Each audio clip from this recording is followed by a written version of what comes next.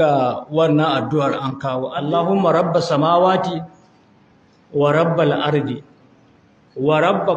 rabbal arshil azim rabbana wa rabb kulli shay'in nan kan ayi kuri an sa kulli shay'in wa rabb kulli shay'in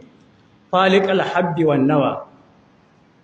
wa munzilat tawrati wal injil wal furqan a'udhu bika min sharri kulli shay'in أنت آخذ بناصيته أنت الأول فليس قبلك نكون أنسى قبلك فليس قبلك شيء وأنت الآخر فليس بعدك شيء وأنت الظاهر فليس فوقك شيء وأنت الباطن وليس دونك شيء اقضي عني الدين الله كبيا من باشينا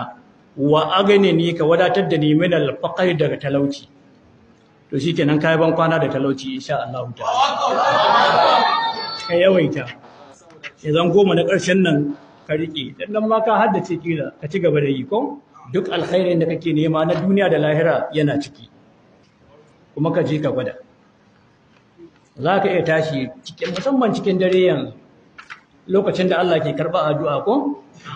sadda aka fi karba addu'a domin Allah yana karba kowane lokaci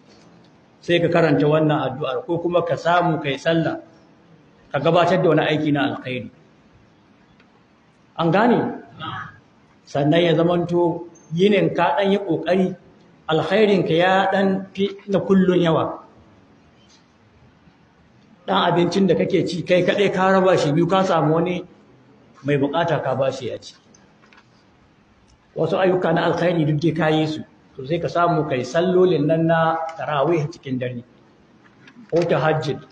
ko me ka kira su dai bayan ka gama aka yi dauka wannan addu'a ka dauki adadi in ɗaya kai in uku kai in biyar ka samu wuturi li'anna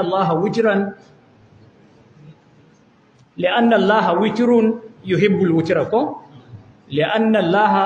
witrun yuhibbul witra Allah wuturi ne kuma yana son wuturi wanda ya bada kudin kofin nan 1000 aka raba ubangiji Allah ka mai 1000 na arziki Allah ka biya shi haka ma sauran waɗanda suka yi copies in Allah ka biya su Allah ka biya su Allah ka biya su Allah ka biya musu bukatocin su na alkhairi su ma masu niyyayi ba su da abin da za su yi Allah ka biya su Allah ka saka musu da alkhairi masu daukar dawaine wannan karatun Allah ka san su Allah ka san su ya Allah ka san su ka san irin kokarin da suka yi ya Allah kai musu 10 na arziki kai musu 1000 na arziki cikin dukiyarsu da iyalansu da al'amuransu gabaki daya ya Allah kai musu 1000 na arziki waɗanda suke dawainiya da wannan tafsirin ya Allah ka biya mana bukatocin subhana rabbika rabbil izzati amma yasifun wa salamun alal mursalin walhamdulillahi rabbil alamin